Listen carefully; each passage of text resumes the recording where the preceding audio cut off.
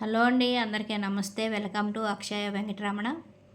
అందరూ బాగుండాలని కోరుకుంటూ ఒక చిన్న కథ మీ ముందుకు తీసుకొస్తున్నాను. అందరూ కూడా పూర్తిగా వింటారని ఆశిస్తున్నానండి. ఈ కథ చెప్పేటప్పుడు బ్యాక్గ్రౌండ్ ఏది పెట్టాలో నాకు అర్థం కాలేదు. అందుకనేసి అస్తమాను నేనే ఫేమ్లో ఉండి కథ చెప్తే బాగుండదేమో అన్న ఉద్దేశంతో భగవద్గీతని పెడుతున్నానండి. ఎందుకంటే భగవద్గీత అంత స్వచ్ఛమైనది ఇంకోటి లేదు అని నా మనసుకు అనిపించింది. ఏమండి, కథలోకి వెళదాము. ముసలిగాడిద నేర్పిన పాఠం. ఒకరోజు ఓ గాడిద లోతైన ఎండిపోయిన బావిలో పడిపోయింది. బయటకు రాలేక గాడిద గంటల తరబడి మౌనంగా ఏడుస్తూ ఉండిపోయింది. ఒక రైతు అటుగా వెళుతూ బావిలో పడిపోయిన గాడిదను చూసి ఎలాగైనా సరే బయటకు తీయాలని తాపత్రయం పడ్డాడు. ఎన్నో మార్గాలు ఆలోచించాడు. చివరికి తన వల్ల కాలేదు. కానీ ఒక నిర్ణయానికి వచ్చాడు. గాడిద ముసలిదైపోయింది, పనికి రాదు. అలాగే నీళ్లు లేని బావి వల్ల కూడా ఉపయోగం లేనిదని నిర్ధారించుకున్నాడు. దీంతో గాడిదను కాపాడేందుకు శ్రమించటం దండగా అని భావించాడు. ఆ బావిని మట్టితో నింపడం, గాడిదను అక్కడే పాతిపెట్టాలని నిర్ణయించుకున్నాడు. రైతు తన పొరుగు రైతులను సహాయంతో బావిలోనికి మట్టిని పోయడం ప్రారంభించాడు. మొదట గాడిద భయంతో వణికిపోయింది. కానీ కొంత సమయం తర్వాత దాని అరుపులు ఆగిపోయాయి. రైతు బావిలోకి తొంగి చూశాడు. ఆశ్చర్యంతో ఆగిపోయాడు. ఆ గాడిద తనకు మీద పడుతున్న ప్రతి మట్టి పొరను కుదుపుకొని దాని మీద నడుస్తూ పైకి వచ్చేస్తూ ప్రతి మట్టి పొరను కుదిపేసుకుంటూ అడుగు పైకి వేస్తూ అలా నెమ్మదిగా పైకి చేరుకుంటుంది. కొద్ది సమయం తర్వాత అందరూ చూస్తుండగా ఆ గాడిద పూర్తిగా పైకి వచ్చేసింది. చివరి అడుగు వేసి బావి నుండి బయటకు వచ్చి తన శరీరాన్ని కుదిపి మరీ ఆనందంగా బయటకు వెళ్ళిపోయింది. జీవితంలో మనపై ఎన్నో నిందలు పడతాయి.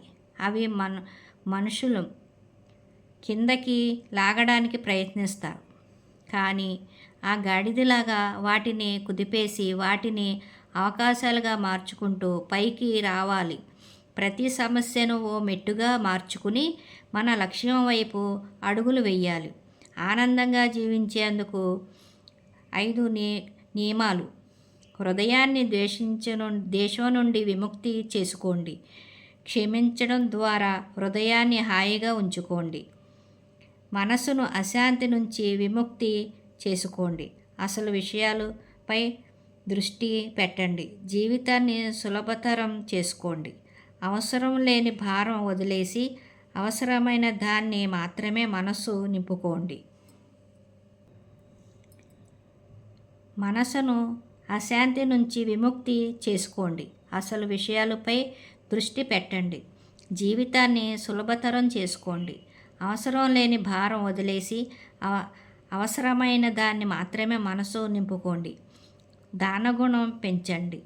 ఆశలు తగ్గించుకోండి. ఎక్కువ ఇచ్చినప్పుడు ఆనందం పెరుగుతుంది. ఎక్కువ ఆశలు పెంచుకుంటే నిరాశ తప్పదు. ప్రేమను పెంచుకోండి. సమస్యను కుదిపేసే ముందుకు సాగండి. ధైర్యంగా సహనంతో ఎదురు నిలబడండి. ఎంతో లోతైన బావిలో ఉన్న మీరు పైకి రావడానికి అవసరమైన శక్తి మీలోని ఉంది. ఒక్కో అడుగు వేసుకుంటూ పైకి ఎదగండి. ఈ కథలోని నీతి మీకు అర్థమవుతుందని, ఈ చెప్పిన విషయాలన్నీ మీరు ఆలోచిస్తారని అనుకుంటున్నాను. ఇది నా సొంత కథ కాదు. నేను ఒక చోట చూసి మీకు వివరించాను. ఇది ఒక నీతి. భయపడకుండా మనం ముందుకు సాగాలని మనస్ఫూర్తిగా మీ అందరికీ కూడా ఈ కథ ద్వారా వినిపించాను. మీ అందరికీ నచ్చుద్దని ఆశిస్తున్నాను. తప్పులుంటే మన్నించాలి, ఒప్పులుగా భావించి ఈ కథ పూర్తిగా వింటారని ఆశిస్తున్నానండి. మీ అమూల్యమైన సమయాన్ని అక్షయ ఛానల్ వైపు మళ్ళిస్తారని, మీకు సమయం దొరికినప్పుడు వింటారని, కొత్తవారు సబ్స్క్రైబ్ చేసుకుంటారని ఆశిస్తున్నానండి. మీ అందరికీ కూడా మరొకసారి ధన్యవాదములు. ఇంకో కథతోటి మీ ముందుకు వస్తానండి.